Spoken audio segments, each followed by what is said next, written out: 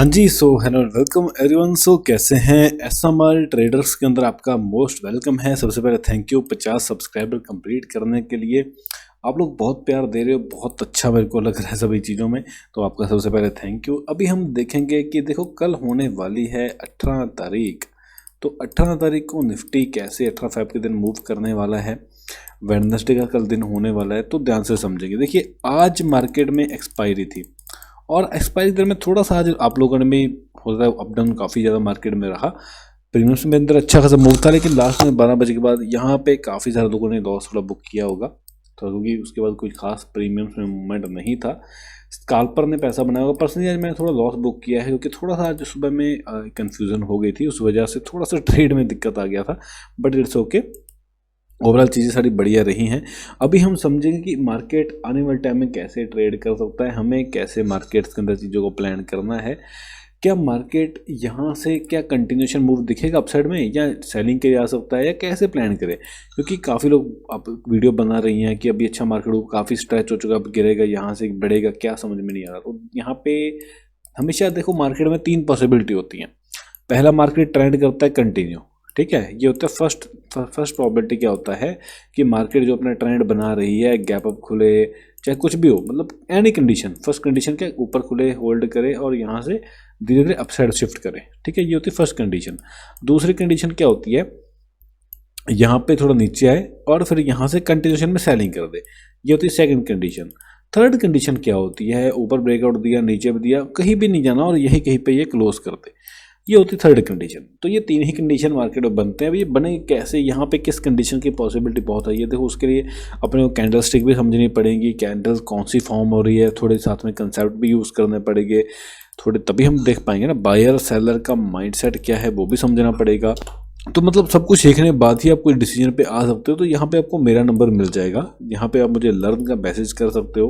अगर आपको मेरी पेड मेंबरशिप प्रोग्राम ज्वाइन करना है, जिसके अंदर हम बेसिक से लेके एडवांस तक मैं कैसे अपनी लाइफ में जो ट्रेडिंग करियर के अंदर मैंने 7 साल दिए हैं, पुराने 7-8 सालों से मैंने क्या सीखा है, अब 7 साल पकड़ो, 7 सालों में मेरा क्या एक्सपीरियंस रहा है मार्केट के बारे में, कहाँ से चीज़ें ग्रो हुई, कहाँ से मैंने लॉसेस फेस करे, फिर से वापस कैसे अभी आपके सामने आया हूँ चीज़ों को लेके, सब कुछ सिखाया जाता है।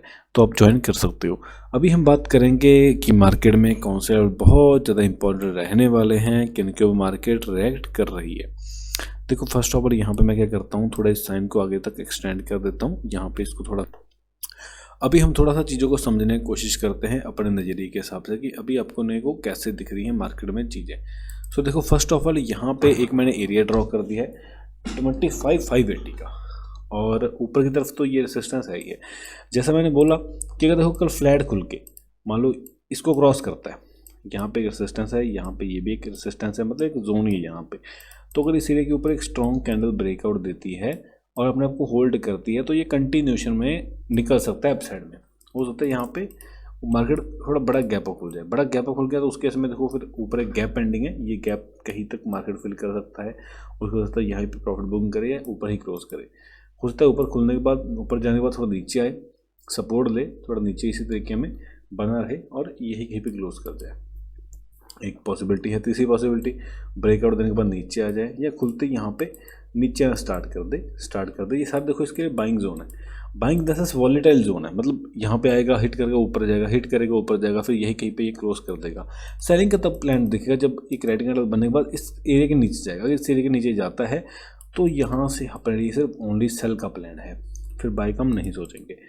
तो ये सिंपल सा निफ्टी के लिए प्लान है। बैंक निफ्टी को अगर मैं डेली टाइम फ्रेम में देखूँ, बहुत मज़ेदार लेवल पे देखो, यहाँ पे एक स्ट्रॉन्ग कैंडल बनी है, तो इसमें भी सेम कंडीशंस हैं। वही बात है कि अगर यहाँ पे मार्केट में क्या करता है, इस रेंज का ब्रेकआउट देता है, मतलब फ्लैट को क्रॉस करता है, तो बाई करना पसंद करूँगा अपसाइड के टारगेट्स के लिए। गैप अप होकर क्लोज देता है एक अच्छी कैंडल, तो भी यहाँ पे होल्ड करने के बाद एक कंटिन्यूशन में जा सकता है। ऊपर जाने पर नीचे आ गया, फिर यहाँ पे होता क्योंकि ये सारे सपोर्ट बनाए, फिर यही कहीं पे होता है क्लोज कर दे, एक रेड कैंडल दिन टाइम फ्रेम में बना सकता है, बट स्टिल वीकनेस नहीं है क्योंकि ये सारे सपोर्ट एरिया हैं।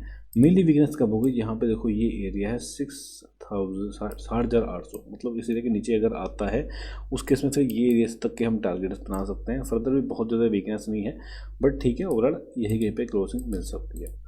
बाकी देखो वीडियो हम छोटी रखेंगे, लेकिन आप लोग कमेंट करो आप लोगों ने क्या ट्रेड लिया आज, कहाँ पे अपने प्रॉफिट हुआ, कहाँ पे लॉस हुआ। बाकी थोड़ी अगर माइंडसेट या साइकोलॉजी के हिसाब से बात करूँ तो देखो सुबह ही जब एक रेड कैंडल बनी थी, ये सारे इसके सपोर्ट जोन थे, ठीक है। यहाँ से ही बाइंग हैपनिंग हुई और यहाँ हाई तक अपने टारगेट थे क्लियर दिए, फिर एकदम सेलिंग आई, फिर बाइंग आई, फिर सेलिंग आई, फिर बाइंग आई। तो मतलब सिर्फ सुबह के एक दो अच्छे ट्रेड के अलावा मतलब एक बेस्ट ट्रेड यही था इस कैंडल के बाद अपने को मिला। उसके बाद ज़्यादा अच्छे ट्रेड तो नहीं थे, यहाँ कहीं पे थोड़े बहुत ट्रेड थे लेकिन इतने खास नहीं थे, इतने मतलब हाई प्रोबेबिलिटी सेटअप तो नहीं थे। बाकी वीडियो अच्छी लगी लाइक सब्सक्राइब शेयर कर देना।